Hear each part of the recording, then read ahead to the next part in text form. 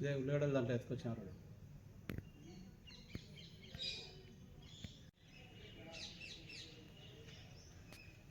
ఈ ఘాటుంది.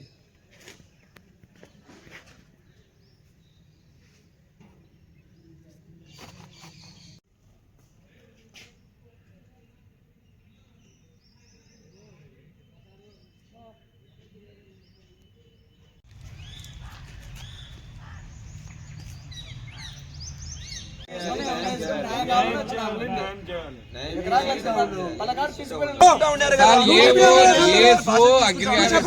అందరూ వచ్చినారు. సార్ ఏమైనా 17 నుంచి చెక్కులు నీ డ్యూటీ కదా సార్. మళ్ళీ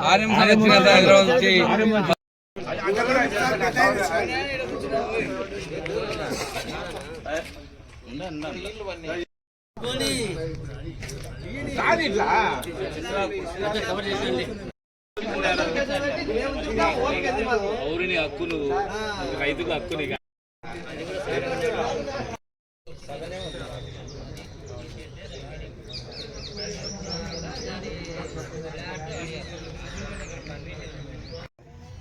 మేము ఉల్లిగడ్డల సంచులే తీసుకొని వచ్చాం. అయిపోయిందా? ఈడికి వచ్చిన తర్వాత దించుతంటే రైతుతో ఏమంటా అంటే దించులే, మాకు మా అమ్మాయిలకు పని లేదు, వాళ్ళకు పని కల్పించడం కోసమని మేము దించుకుంటాము అంటాడు. ఇది ఎంతవరకు సంబంధించి చెప్పండి. ఇది మాకు ఇప్పుడు దీంట్లో ఏమన్నా టర్మ్స్ అండ్ కండిషన్స్లు ఏమన్నా ఉండేవని కానీ దీంట్లో మాకు ఇచ్చింది జర్మినేషన్ టెస్ట్ చూసే మాకు సీడ్ ఇచ్చినారు. మాది కూడా జర్మినేషన్ ప్రాసెసింగ్ చేయండి, మాకు అడ్వాన్స్ చేయండి, ప్రాసెసింగ్ చేయండి, రా సీడ్కు అడ్వాన్స్ చేయండి.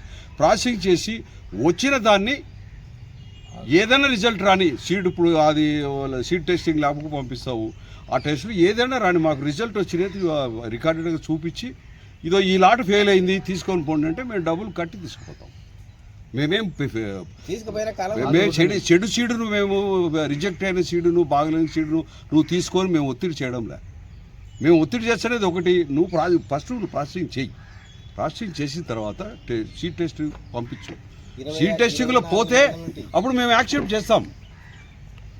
దానికి మొన్న వచ్చినప్పుడు దీనికి ఆ రోజు మేనేజర్కు ఇలా ఆర్ఎంకు చెప్పినాము, ఇప్పుడు నీకు చెప్తారు, ఇప్పుడు 4వ రావడము ఎన్నిసార్లు ఇదే సమస్యనగా. కాబట్టి మీకు అర్థం కావాలంటే మా నిరసన కార్యక్రమం ఖచ్చితంగా సోమవారం ఉంటుంది అని చెప్పినాము.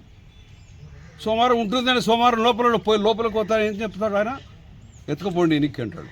అంత సులభం. అది 5 కోట్ల రూపాయలు 12 రూపాయలు ఇచ్చి దించుకొని మళ్ళీ 15 రూపాయలు ఇచ్చి ఎత్తుకుపోవాలి. మేము ఇప్పుడు యాడికి తీసుకుపోవాలి? మేము దీన్ని రిజెక్ట్ అయింది అని సీడు తీసుకుపోతే ఎవడు తీసుకుంటాడు దీన్ని?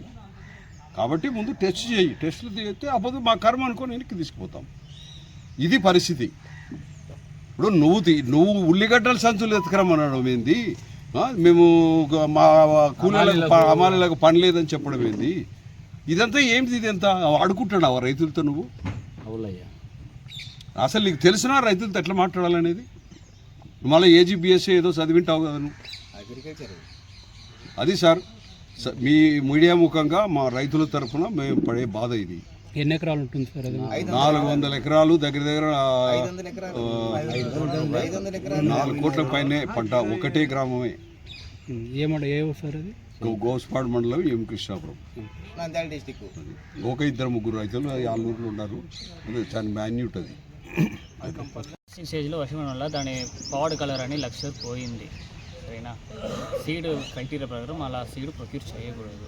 యాక్చువల్లీ రైతులు ఏమంటున్నారంటే ఆల్రెడీ వాళ్ళు అధికారులు పొలానికి వచ్చారు, పొలానికి వచ్చి అక్కడ వచ్చి కూడా తీసుకోమని చెప్పినాము, ఫీల్డ్ లెవెల్లోనే చెప్పినారు. అందుకే మేము తీసుకొని వచ్చాము.